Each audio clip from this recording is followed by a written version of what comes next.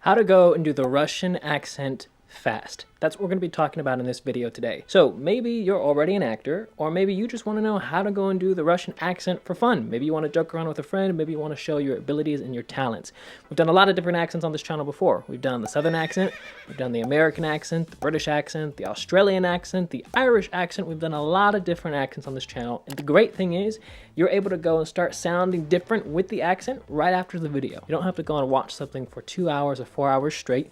You get to have it short, simple, and concise, and that's what this video is going to be all about. So without further ado, let's go ahead and get into it. So when it comes to our Russian accents, one of the first things that we want to change are the R's. We want to have a little bit of a trill go with it. So instead of the word red, it'd be red, or bread would be bread, or dread would be dread. It's a super simple thing to do, and all you have to do is just go and change your R's. The next one that we're going to talk about are the W's. So for words like what, or when, or why, we're going to have the W sound. But what you want to do for the Russian accent is you want to change the W to a V. And if you want to go to a more extreme, closer version, you combine the V and the W together. So it sounds something like this. What, why, when. So what I'm doing there is I'm combining the V's and the W's. V, v, v. Instead of v, instead of w, it's v. And ultimately, that's the sound that we're going to be going for. Next, we're going to be talking about our TH sounds. So sometimes TH is going to go and change to a Z sound, and other times it's going to change to an S sound. It's better to go and pick and choose when you're listening to it, because you'll be able to tell when you're talking which ones sound better and which ones sound a little off. So let me first give you some examples here. So for example, the word there would now be there, or that would now be zat. And other ones, like the word think, would not be zinc, but we would actually have that be more of an S sound. So that would be sink.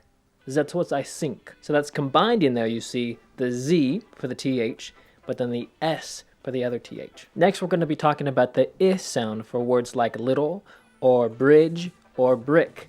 What we're going to change that I sound to is more of an E sound. So instead of little, it'd be little.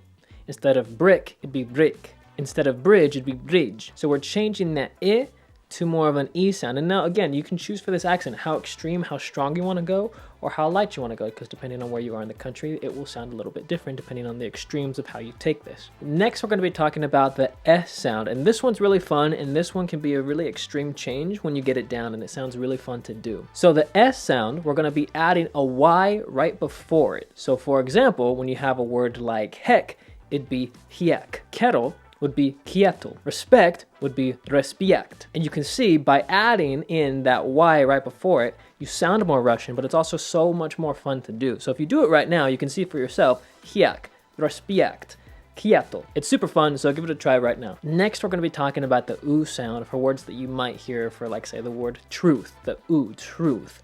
Or mood, oo, that oo sound that we hear. If it's a short oo, what we do in the Russian accent is we extend it, so it's going to be longer. So instead of it being just truth, it'd be truth. Or mood would be mood. Or rude would be rude. So you can see that all we're doing there is we're just lengthening out that oo sound. So instead of it being more of a short oo, we just lengthen that oo. The next sound that we're going to be changing is the H sound, but only for one single word. Not all the words that include H, but just one word. That's going to be the word how. So instead of saying how with that H sound, you're going to be putting a K right before it. So you're combining the K and the H just how we did with the V and the W. So instead of it being how, it'd be cow. All we're doing is just combining it together, and it makes it so much more simple, and it sounds like this. Cows are going. Now, two things to keep in mind for yourself when you're doing these accents. We just talked about all the sound changes that you're going to be making. You're going to make those changes, but you also have to implement these two other things with it. This one point is going to be just slowing down. Don't talk fast. If you're going to talk in the Russian accent, slow it down, and you're going to appear and sound more Russian when you do it slower. Don't go too fast with it. You can test it for yourself, trying to do it fast, trying to do it slow, playing with tempo, but it's going to sound better when you slow it down for yourself. The other thing is the sound placement. So depending on which accent that we're speaking with, we're either going to be a little bit more forward, a little bit more back, in the middle, depending on where we are. When we talked about the Irish accent, we're a little bit more forward for sounds like far. We're more forward with that. Compared to when we do the Russian accent here, we're bringing it back. So when I think about it, I try to think about the sound going into the back of my throat and almost coming out of my Adam's apple. That's the way that I think about it. It helps me. You can use whatever idea that you want for yourself, but ultimately that sound has to be more back. So now what we're gonna do is we're gonna go and combine everything that we just did, and we're gonna put it in a sentence here, and I'm gonna say this sentence to you now. How's it going? That little ill-respectable boy would like to see me dead. So that's what it sounds like when we take all those sounds, we slow it down, we keep the sound going more back for ourselves, coming back and out of our Adam's apple in the throat there. We put it all together.